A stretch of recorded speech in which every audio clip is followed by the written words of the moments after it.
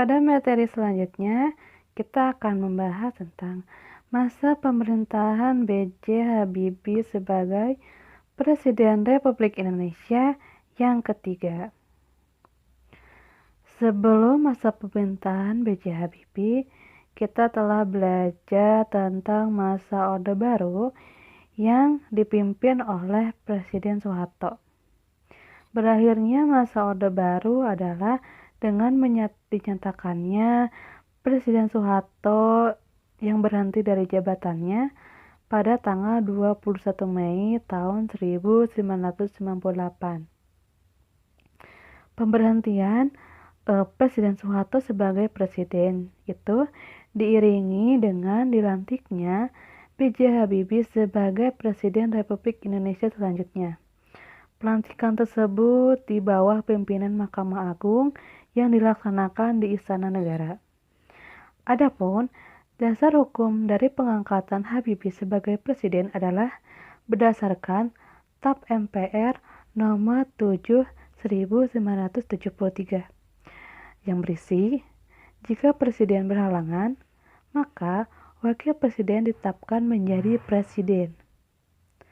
Ketika Habibie menjadi presiden, saat itu Indonesia sedang mengalami berbagai permasalahan-permasalahan yang terjadi dalam waktu 30 tahun terakhir atau yang terjadi pada masa pemerintahan Presiden Soeharto. Adapun permasalahan tersebut adalah diantaranya krisis ekonomi. Krisis ekonomi ini adalah disebabkan oleh krisis mata uang yang didorong oleh hutang luar negeri yang luar biasa. Sehingga hal ini menyebabkan dengan menurunnya nilai rupiah menjadi 1/4 dari tahun 1997. Permasalahan selanjutnya adalah adanya kerusuhan yang dilakukan oleh mahasiswa yang terjadi pada bulan Mei 1998 yang menyebabkan dengan hancurnya pusat-pusat bisnis perkotaan, khususnya di kalangan investor keturunan Cina yang saat itu sangat berperan penting dan dominan dalam perekonomian Indonesia. Dalam menjalankan tugasnya, Habibie sebagai presiden adalah memimpin pemerintahan transisi untuk menyiapkan dan melaksanakan agenda reformasi yang dilaksanakan secara menyeluruh juga mendasar. Hal ini dilakukan untuk mengatasi kemelut atau permasalahan yang sedang terjadi. Secara tegas, Habibie menyatakan bahwa kedudukannya sebagai presiden adalah merupakan sebuah amanat konstitusi. Dalam menjalankan tugasnya, ia berjanji akan menyusun pemerintahan yang bertanggung jawab, yang sesuai dengan tuntutan perubahan yang digulirkan oleh gerakan reformasi yang terjadi pada bulan Mei 1998.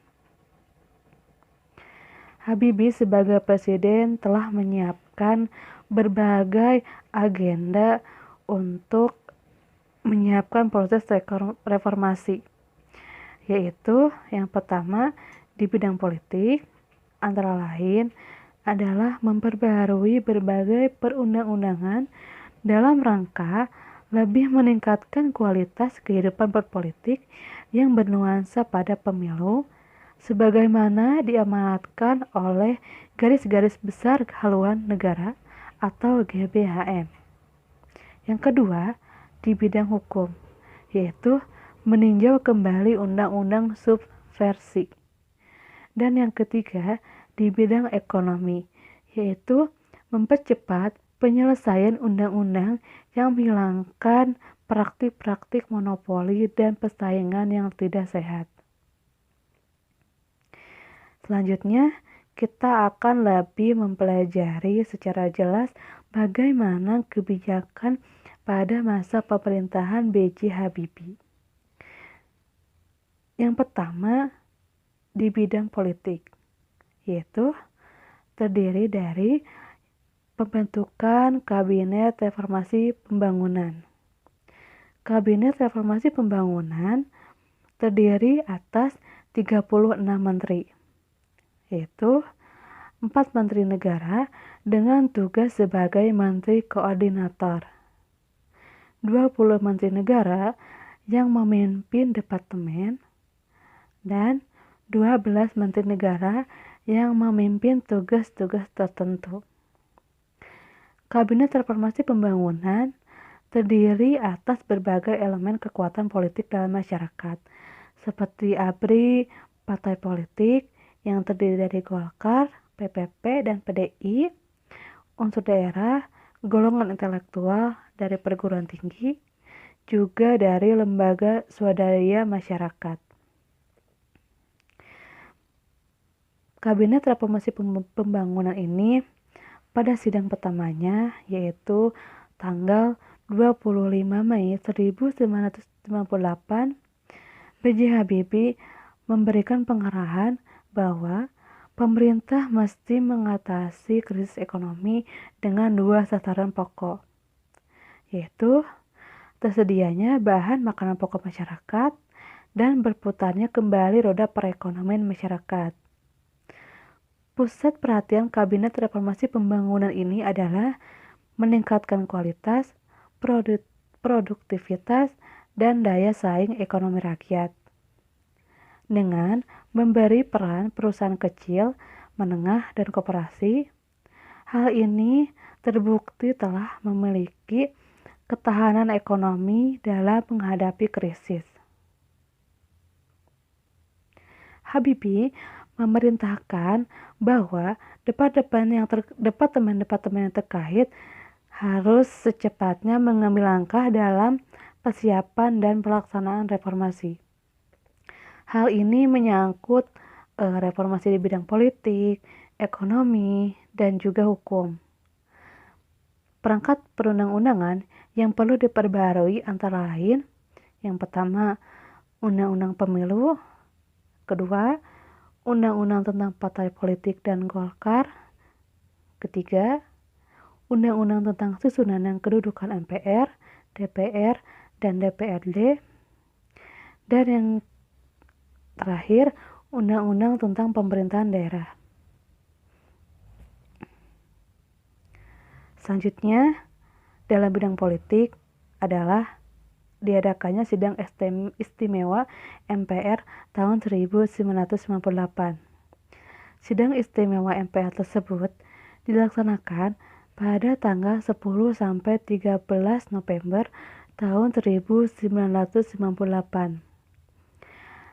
MPR mengadakan sidang istimewa itu memiliki tujuan untuk menetapkan langkah pemerintah dalam melaksanakan reformasi di segala bidang. Adapun ketetapan-ketetapan yang dihasilkan dari sidang istimewa MPR itu adalah yang pertama, terbukanya kesempatan untuk mengamandemen Undang-Undang Dasar 1945 tanpa melalui referendum. Yang kedua, pencabutan keputusan P4 sebagai mata pelajaran wajib. Hal ini ditetapkan pada TAP MPR nomor 18/1998. Yang ketiga, masa jabatan presiden dan wakil presiden dibatasi hanya sampai 2 kali masa tugas dan masing-masing memiliki waktu sampai 5 tahun saja. Hal ini ditetapkan pada TAP MPR nomor 13/1998. Yang keempat, agenda reformasi politik meliputi pemilihan umum, ketentuan untuk memeriksa kekuasaan pemerintah, pengawasan yang baik, dan berbagai perubahan terhadap dua fungsi ABRI. Dan yang kelima adalah TAP MPR nomor 17 tahun 1998 yang berisi tentang hak asasi manusia, mendorong kebebasan mengeluarkan pendapat, kebebasan pers, kebebasan berserikat, serta pembebasan tahanan politik dan narapidana politik. Dalam bidang politik selanjutnya adalah adanya reformasi bidang politik. Sesuai dengan TAP MPR nomor 10 1958, Kabinet Reformasi Pembangunan telah berupaya melaksanakan sejumlah agenda politik, yaitu merubah budaya politik yang diwariskan oleh pemerintahan sebelumnya, seperti pemusatan kekuasaan, dilanggarnya prinsip-prinsip demokrasi, terbatasnya partisipasi politik rakyat, menonjolnya pendekatan represi yang menekankan keamanan dan stabilitas, juga terabaikannya nilai-nilai hak asasi manusia dan prinsip supremi hukum. Dalam hal ini, B.J. Habibie melakukan reformasi di bidang politik tersebut, yaitu yang pertama, diberlakukannya otonomi daerah yang lebih demokratis dan semakin luas. Yang kedua, pencabutan ketetapan untuk meminta surat izin terbit atau SIT bagi media massa cetak, sehingga media massa cetak tidak lagi khawatir melalui mekanisme pencabutan surat izin terbit. Dan yang terakhir, dalam hal menghindarkan munculnya penguasa yang otoriter dengan masa kekuasaan yang tidak terbatas, diberlakukannya pembatasan masa jabatan presiden. Seorang warga negara Indonesia dibatasi juga menjadi presiden sebanyak 2 kali masa jabatan. Selanjutnya, materi selanjutnya ialah masih dalam pembahasan bidang politik. Yang akan dibahas selanjutnya yaitu mengenai pelaksanaan pemilu 1999. Setelah RUU disetujui DPR dan disahkan menjadi undang-undang, Presiden membentuk Komisi Pemilihan Umum yaitu KPU yang anggota-anggotanya terdiri atas wakil partai politik dan wakil pemerintah. Hal yang membedakan pemilu 1999 dengan pemilu sebelumnya, kecuali pada pemilu tahun 1955, ialah diikuti oleh banyak partai politik. Ini dimungkinkan karena adanya kebebasan untuk mendirikan partai politik. Dengan masa persiapan yang tergolong singkat, pelaksanaan pemungutan suara pada pemilu 1999 ini dapat dikatakan terlaksana sesuai dengan jadwal, yaitu pada 7 Juni 1999. Pemilu 1999 dinilai oleh banyak pengamat sebagai pemilu yang paling demokratis dibandingkan dengan 6 kali pelaksanaan pemilu sebelumnya. Berdasarkan keputusan KPU, Panitia Pemilihan Indonesia yaitu PPI pada 1 September 1999 melakukan pembagian kursi hasil pemilu. Hasil pembagian kursi itu menunjukkan 5 partai besar menduduki 417 kursi di DPR, atau 90,26% dari 462 kursi yang diperebutkan. PDIP muncul sebagai pemenang pemilu dengan meraih 193 kursi. Golkar memperoleh 120 kursi, PKB 51 kursi, PPP 48 kursi, dan PAN 34 kursi. Selanjutnya, pembahasan terakhir dari bidang politik, yaitu mengenai pelaksanaan referendum Timor Timur. Satu peristiwa penting yang terjadi pada masa pemerintahan Presiden B.J. Habibie adalah diadakannya referendum bagi rakyat Timor Timur untuk menyelesaikan permasalahan Timor Timur yang merupakan warisan dari pemerintahan sebelumnya. Harus diakui bahwa integrasi Timor Timur yang disebut juga dengan tim-tim ke wilayah Republik Indonesia tahun 1975 yang dikukuhkan oleh TAP MPR nomor 6 MPR 1978 atas kemauan sebagian warga Timor Timur tersebut tidak pernah mendapat pengakuan internasional. Bagi Indonesia adalah lebih baik menyelesaikan masalah Timor Timur secara tuntas karena akan sulit mewujudkan pemerintahan otonomi khusus. Sementara konflik terus berlarut-larut dan masing-masing pihak yang bertikai akan menyusun kekuatan untuk memenangkan referendum. Karena itu, Melalui kajian yang mendalam dan setelah berkonsultasi dengan pimpinan DPR dan fraksi-fraksi DPR, pemerintah menawarkan alternatif lain. Jika mayoritas rakyat Timor Timur menolak otonomi luas dalam sebuah jajak pendapat, maka dikatakan wajar dan bijaksana, bahkan demokrasi dan konstitusional, jika pemerintah mengusulkan opsi kedua kepada sidang umum MPR, yaitu mempertimbangkan pemisahan Timor Timur dari NKRI secara damai, baik dan terhormat. Rakyat Timor Timur melakukan jajak pendapat pada 30 Agustus 1999 sesuai dengan perjanjian New York. Hasil jajak pendapat yang diumumkan PBB pada 4 September 1999 adalah 78,5% menolak dan 21,5% menerima. Setelah jajak pendapat ini, telah terjadi berbagai bentuk kekerasan, sehingga demi kemanusiaan, Indonesia menyetujui percepatan pengiriman pasukan multinasional di Timor Timur. Sesuai dengan perjanjian New York, ketetapan tersebut mengesahkan pemisahan Timor Timur dari Republik Indonesia secara damai, baik dan terhormat untuk menunjukkan kepada dunia bahwa Indonesia adalah bagian dari masyarakat internasional yang bertanggung jawab, demokratis, dan menjunjung tinggi hak asasi manusia. Selanjutnya, pembahasan mengenai reformasi di bidang ekonomi. Sesuai dengan tab MPR tentang pokok-pokok reformasi yang menetapkan dua arah kebijakan pokok di bidang ekonomi, yaitu penanggulangan krisis ekonomi dengan sasaran terkendalinya nilai rupiah dan tersedianya kebutuhan bahan pokok dan obat-obatan dengan harga terjangkau, serta berputarnya roda perekonomian nasional dan pelaksanaan reformasi ekonomi. Kebijakan ekonomi Presiden B.J. Habibie dilakukan dengan mengikuti saran-saran dari Dana Moneter Internasional yang dimodifikasi dengan mempertimbangkan kondisi perekonomian Indonesia yang semakin memburuk. Reformasi ekonomi mempunyai 3 tujuan utama, yaitu 1. Merestrukturisasi dan memperkuat sektor keuangan dan perbankan. 2. Memperkuat basis sektorial ekonomi. 3. Menyediakan jaringan pengaman sosial bagi mereka yang menderita akibat krisis.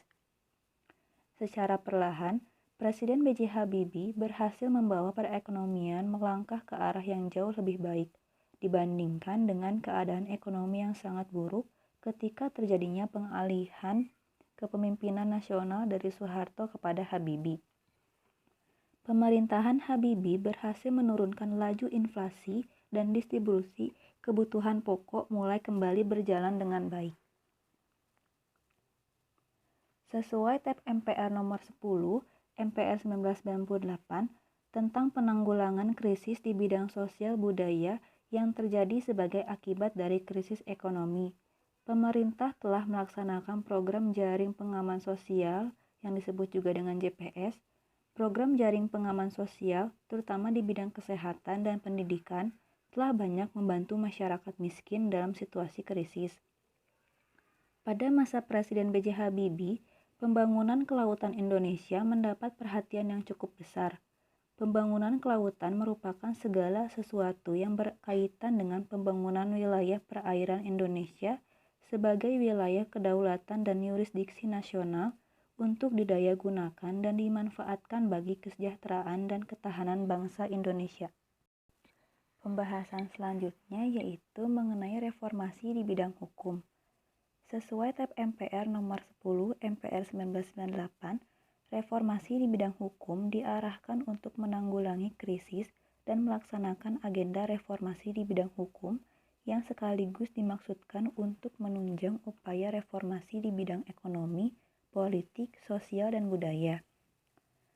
Banyak reformasi yang dilakukan dalam bidang hukum, seperti berikut, yaitu keberhasilan menyelesaikan 68 produk perundang-undangan dalam waktu yang relatif singkat, yaitu hanya dalam waktu 16 bulan. Untuk meningkatkan kinerja aparatur penegak hukum, organisasi kepolisian telah dikembangkan keberadaannya sehingga terpisah dari organisasi Tentara Nasional Indonesia. Dengan demikian, fungsi kepolisian negara dapat lebih terkait ke dalam kerangka sistem penegakan hukum.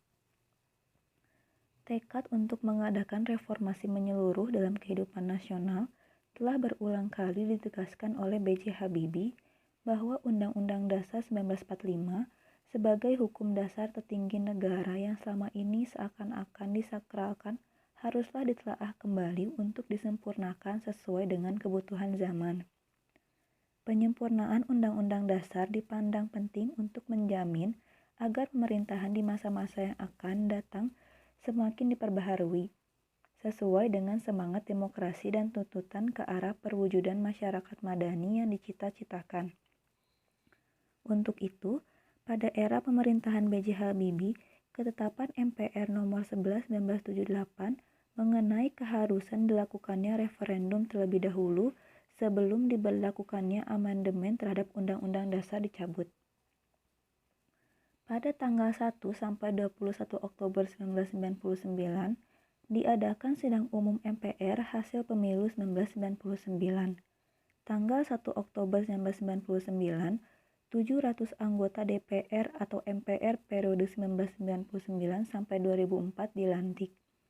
Lewat mekanisme voting, Amin Rais dari Partai Amanat Nasional PAN terpilih sebagai Ketua MPR, dan Akbar Tanjung dari Partai Golkar terpilih sebagai Ketua DPR. Pada 14 Oktober 1999, Presiden B.J. Habibie menyampaikan pidato pertanggungjawabannya di depan sidang umum MPR. Dalam pemandangan umum, fraksi-fraksi atas pidato pertanggungjawaban Presiden B.J. Habibie tanggal 15 sampai 16 Oktober 1999 dari 12 fraksi yang menyampaikan pemandangan umumnya. Hanya 4 fraksi yang secara tegas menolak, sedangkan 6 fraksi lainnya masih belum menentukan putusannya. Pada umumnya, masalah yang dipersoalkan adalah masalah Timor Timur, pemberantasan KKN, masalah ekonomi, dan masalah hak asasi manusia. Pada 20 Oktober 1999, rapat paripurna ke-13 MPR dengan agenda pemilihan presiden dilaksanakan. Beberapa calon diantaranya adalah Abdurrahman Wahid, Megawati Soekarnoputri, dan Yusril Ihza Mahendra. Calon yang disebut terakhir menyatakan pengunduran dirinya beberapa saat menjelang dilaksanakannya voting pemilihan presiden. Pembahasan terakhir yaitu mengenai sumbangsih B.J. Habibie bagi Indonesia. Selama menjabat, ia berfokus mengatasi permasalahan bangsa dan mengembalikan kekuasaan kepada rakyat. Habibie dianggap sukses membangun fondasi yang kukuh bagi demokrasi Indonesia. Salah satu sumbangsih pada era Habibie ialah sistem multipartai di Indonesia dimulai. Di periode pemerintahan itu pula bisa terpecahkan hingga 113 undang-undang baru setiap hari. Salah satunya yaitu undang-undang tentang penyelenggaraan pemilu yang memungkinkan pemilu digelar lebih cepat, yakni pada 1999 juga terdapat undang-undang tentang otonomi daerah yang fenomenal. Selain itu, ia juga dikenang sebagai pembuka gerbang kebebasan pers di negeri ini. B.J. Habibie pun dianggap memberikan sumbangan terbesar terhadap Indonesia, di mana ia berperan dalam proses transformasi Indonesia menjadi negara demokratis. Presiden ketiga Republik Indonesia itu berperan untuk menyinergikan perkembangan demokrasi serta ekonomi pasca reformasi. Dikatakan bahwa perkembangan ekonomi saat itu menjadi saling berkesinambungan dengan demokrasi. Keputusan-keputusan Habibie mampu mengendalikan sistem perbankan nasional di era kepemimpinan